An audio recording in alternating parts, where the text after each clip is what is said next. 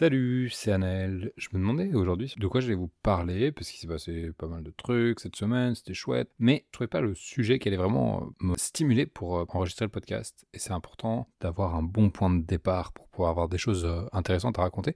Il se trouve qu'hier, dans le Mastermind, on a eu une conversation super intéressante avec une des participantes. Donc le Mastermind, c'est ce groupe d'auteurs avec qui je travaille, que j'accompagne au plus proche. Chaque semaine, on a un appel, on discute de où on en est, des difficultés qu'on peut avoir, des projets qu'on peut avoir, et on apporte beaucoup de conscience sur notre pratique pour pouvoir progresser de manière la plus efficace possible, la plus dense possible. Hier, il y a eu une conversation qui a émergé, qui était hyper intéressante sur l'écart qu'il peut y avoir entre les projets qui sont déjà faits et l'endroit où on a envie d'amener notre écriture. Et ça a fait émerger un nouveau paradoxe de l'écriture, un autre paradoxe de l'écriture, qui est ce paradoxe qui dit que, en finissant des textes, j'apprends des choses sur l'écriture que j'ai envie de produire. J'apprends des choses sur l'auteur que j'ai envie d'être. J'apprends des choses sur les sujets que j'ai envie de traiter, sur les genres qui me conviennent, sur le style que j'ai envie d'avoir, sur la manière dont j'ai envie d'utiliser le langage dans mon écriture. Et en finissant un texte, l'endroit où j'ai envie d'être se décale. La manière dont j'ai envie de me positionner comme auteur, l'auteur que j'ai envie de devenir, les choses que j'ai envie de découvrir de mon écriture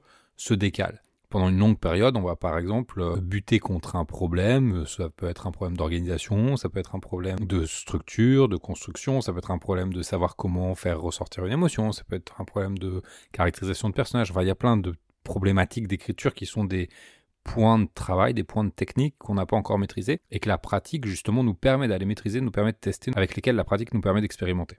Au bout d'un moment, au bout d'un texte, deux textes, trois textes, ça dépend, cette problématique, on va la résoudre parce qu'on l'aura abordée sous suffisamment d'angles différents pour pouvoir se sentir avancé, pour pouvoir sentir qu'on est en maîtrise, que maintenant on sait faire cette chose-là. Si j'ai jamais fait d'enquête policière, par exemple, je vais faire la première, je vais avoir du mal, je vais faire la deuxième, je vais peut-être m'en sortir un petit peu mieux, je vais me poser des questions, je vais regarder comment font les autres, je vais peut-être suivre une formation, je vais peut-être essayer de formaliser ma méthodologie pour mieux sentir que je vois à peu près comment mener mon histoire. Et puis à force de faire ça, je vais à un moment donné passer un cap dans lequel je vais sentir que j'ai intégré ma pratique et que cette pratique, elle s'est transformée en compétence. Et maintenant, si on me demande de faire une enquête, pas de problème, j'aurais peut-être besoin de dépoussiérer un petit peu ma méthode, mais il y a quelque chose qui est acquis. Un petit peu comme quand on apprend à faire du vélo, au début c'est compliqué de garder l'équilibre. Une fois qu'on a senti ce truc-là, une fois, deux fois, trois fois, et qu'on arrive maintenant à ajuster notre centre de gravité sur la selle, on sait garder l'équilibre en vélo et on peut ne pas faire de vélo pendant 10 ans, on va retrouver les sensations assez facilement. C'est la même chose, une fois qu'on a acquis, qu'on a transformé notre expérience en compétence, on peut dire que maintenant on sait faire. Et le problème, c'est que souvent un auteur ou n'importe quel être créatif est souvent mu par cette envie de trouver d'autres choses, d'explorer d'autres pistes, d'affiner encore plus son art, sa technique, sa voix, de venir rajouter encore plus de singularité dans sa manière de raconter des histoires, par exemple. Et le fait de savoir faire quelque chose qui nous a posé problème pendant un moment, ça ouvre le champ sur autre chose, de dire maintenant que je sais faire ça, ça me suffit plus de faire cette chose-là, mettons je garde mon histoire de l'enquête, maintenant que je sais raconter des enquêtes, ça me suffit plus de raconter des enquêtes, ça me semble un peu plat, un peu répétitif, j'ai envie d'aller voir autre chose, donc maintenant j'ai pas seulement envie de raconter des enquêtes, mais je sais pas, je vais rajouter un autre truc, j'ai envie de raconter des enquêtes avec un enquêteur qui va avoir un peu de grain et qui va être un petit peu, je vais reprendre le roman noir, qui va être plein de vulnérabilités, et ces vulnérabilités vont venir affecter l'enquête par exemple, et ce qui va m'intéresser, ça va plus être l'enquête, qui va être plus en toile de fond, ça va être la manière dont l'enquêteur et cette vulnérabilité qu'il porte vient teinter mon histoire et ce que ça raconte. Et puis après, je vais savoir faire ça. Au début, je vais me dire, c'est pas tout à fait ce que je veux, c'est pas tout à fait ce que je veux. Puis une fois que je vais savoir faire, je vais me dire, maintenant, ça m'intéresse plus de faire ce truc-là. Ce que je veux, c'est faire de la romance, par exemple, qui est encore complètement autre chose. Et des fois, ça va pas être sur le contenu qu'on va vouloir travailler, qu'on va vouloir progresser, ça va être sur la forme. Peut-être que je trouve que mon style est trop simple et que j'ai envie de lui rajouter un petit peu plus de grain. Peut-être que j'ai envie que le langage soit un peu plus abîmé dans mon écriture pour lui donner une teinte plus marquée. Ça peut être des choses comme ça. Et en fait, dans la démarche artistique, il y a cette recherche constante d'un nouvel horizon. Je vais toujours repousser plus loin les limites de ce que je sais faire. Je vais toujours être stimulé par cette recherche d'autre chose, de quelque chose que je ne sais pas encore faire, que j'ai pas encore bien maîtrisé, sur le fait de dépasser un nouveau problème, un nouveau questionnement, de résoudre une nouvelle interrogation de réalisation. Donc ça, c'est le premier pan. Le premier pan, c'est vraiment le moteur qui nous pousse. Là où ça devient paradoxal et là où ça peut devenir un problème, si on n'est pas au clair soi-même avec ce qu'on veut et avec nos priorités, c'est quand on regarde du côté des textes qui ont été produits. Les textes qui ont été produits, ils ont été produits à un moment où on n'avait pas encore nécessairement la compétence qu'on a développée en les écrivant. Et comme on n'avait pas encore la compétence, et ben quand on les regarde, on se rend compte qu'ils sont pas exactement là où on a envie. Si c'est pas une question de compétence plus dramatique, mais plus une question de justesse stylistique, par exemple, de justesse du ton, de justesse de la voix, de justesse de l'écriture, on va regarder un texte qu'on a fait pendant qu'on était en phase de recherche, et je parle de recherche active, pas de recherche documentaire, mais vraiment de l'écriture comme un acte de recherche où je vais jouer avec le langage, je vais expérimenter avec le langage dans le texte pour pouvoir trouver peut-être, j'espère, ce point où ça va s'aligner et je vais me dire « Ah, ça y est, j'y suis ». Et ce point, quand je le recherche, il n'est pas très clair. J'ai une intuition, j'ai une vision, je peux essayer de nommer des choses, dire « Ah, j'aimerais un langage un peu plus abîmé », mais qu'est-ce que c'est qu'un langage abîmé ? C'est peut-être un langage qui ne respecte pas complètement les règles de grammaire, c'est peut-être un langage qui fait appel à d'autres langues, c'est peut-être un langage qui essaye de reproduire l'oralité. Et donc, en écrivant, j'affine mes intentions. En affinant mes intentions, j'affine mon écriture et ce dialogue-là entre les intentions et l'écriture permet à ma vision artistique de se préciser, de prendre forme, de prendre corps. Et le résultat de cette recherche active, c'est qu'il y a des textes qui sortent, qui sont produits. Le texte, je vais le regarder, et il faut que je fasse attention parce que si je le regarde simplement à travers le filtre de ce que je suis en train de chercher maintenant, c'est-à-dire que une fois que j'ai maîtrisé la question, pour garder le même exemple de l'enquête, j'ai une nouvelle recherche qui prend la place de la recherche précédente. Donc recherche A, comment écrire une enquête. Recherche B, une fois que je sais écrire une enquête, comment donner du corps et du grain à mon enquêteur. Si je regarde mon texte écrit pendant que j'étais en train d'apprendre à faire des enquêtes, je vais me rendre compte que l'enquêteur, il est peut-être très absent, il est très fonctionnel. C'est un personnage qui traverse le texte, mais qui n'a pas de personnalité, qui n'a pas de vie. Et je vais me dire, ce texte, il ressemble pas à l'auteur que j'ai envie d'être. C'est pas ça que j'ai envie de laisser derrière moi. C'est pas ça que j'ai envie de produire aujourd'hui.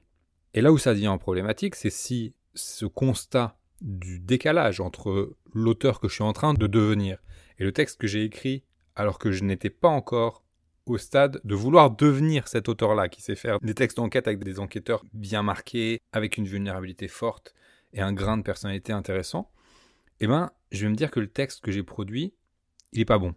Il ne correspond pas à ce que je veux. Je vais avoir tendance à vouloir le détruire, à vouloir le rejeter, à me dire, bon, bah, c'est pas ça. C'est pas ça, c'est pas ça. Quelque part, c'est vrai. Si je regarde de ce point de vue-là, le texte que j'ai produit, il n'est pas là où j'ai envie d'aller maintenant. Et pourtant, il a de la valeur. Il a été écrit souvent avec beaucoup de soin, il m'a demandé de l'attention, il m'a demandé des efforts, et certainement qu'il fonctionne très bien. Certainement qu'il fonctionne très bien pour un texte d'enquête dans lequel l'enquêteur n'est pas primordial. Et il y a un public pour ce genre de texte-là. Et il y a une place pour ce genre de texte-là. Et dans le travail d'auteur, et c'est là où c'est important d'être clair avec pourquoi on écrit et ce qu'on veut faire de notre écriture, mais si dans mon travail d'auteur, je veux permettre à mes textes d'exister et de rencontrer un public et de sortir de moi, et je pense pour moi en tout cas c'est important de se rappeler que le texte il est achevé uniquement une fois qu'il est lu. Un texte qui est écrit, il n'est pas arrivé au bout de sa raison d'être. Quand je regarde mon texte, j'ai besoin de me rappeler que je dois l'honorer. C'est intéressant pour moi de lui faire de la place, de lui trouver un endroit où exister, et donc de le publier. Publier, je vous rappelle, ça veut dire rendre public, ça ne désigne pas un mode de publication particulier, c'est simplement rendre public. Est-ce que je le pose sur mon site internet ? Est-ce que je l'envoie à des éditeurs ? Est-ce que je l'envoie à un concours ? Est-ce que je le partage avec mes proches, par exemple ? Ça peut être ça aussi. Le texte, quand je vais le regarder, je vais essayer de le regarder pour sa valeur intrinsèque, pour ses qualités intrinsèques, pas par rapport aux aspirations et aux horizons que je me suis donnés suite à son écriture.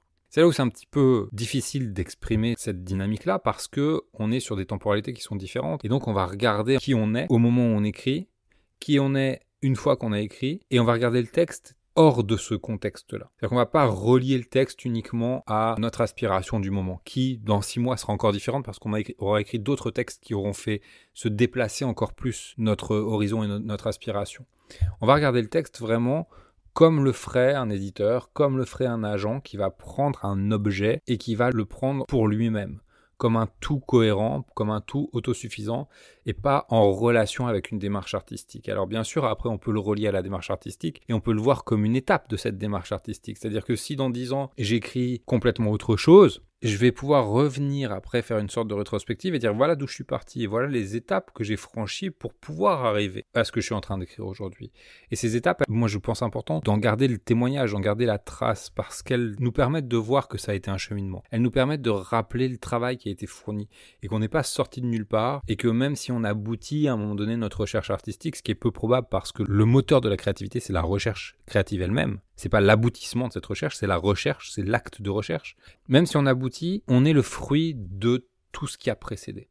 Ça veut dire qu'on va partager notre attention entre affiner, clarifier le sens de notre démarche artistique. Qu'est-ce que je suis en train d'essayer d'apprendre à faire? Comment est-ce que je suis en train d'essayer d'apprendre de mon écriture? Vers quoi est-ce que je tends d'un côté? Et de l'autre, on va regarder plutôt avec une casquette d'agent les textes qui ont été produits et se demander à qui s'adressent ces textes, qui sont les lecteurs qui pourraient être touchés par ces textes, comment est-ce que ces textes on peut les faire exister dans le monde, où est-ce qu'on peut leur trouver une maison, ce qui peut être une maison d'édition, ça peut être la bibliothèque d'un ami, ça peut être, voilà, peu importe. Quelle maison est-ce qu'on peut leur trouver et comment est-ce qu'on peut leur faire de la place? Comment est-ce qu'on peut les honorer plutôt que de juste les jeter et les négliger un petit peu comme des brouillons? Parce que ce ne sont pas seulement des brouillons, ce sont des objets finis, aboutis, travaillés, auxquels on a consacré de l'attention, auxquels on a consacré du temps, auxquels on a consacré souvent de l'amour et qui, grâce à tout ça, ont de la valeur et méritent d'avoir leur propre place dans le monde et leur espace dans le monde. En tout cas, voilà, ça c'était une des conversations qu'on a eues, comme on en a beaucoup dans le mastermind, où on parle vraiment de tout un tas de choses, on parle des projets en cours, on parle des difficultés qu'on peut avoir à s'organiser, on parle de ce truc-là où des fois on va se retrouver à la fin d'un projet et se dire ah, je viens de finir un truc, mais c'est pas vraiment ce que je veux faire maintenant,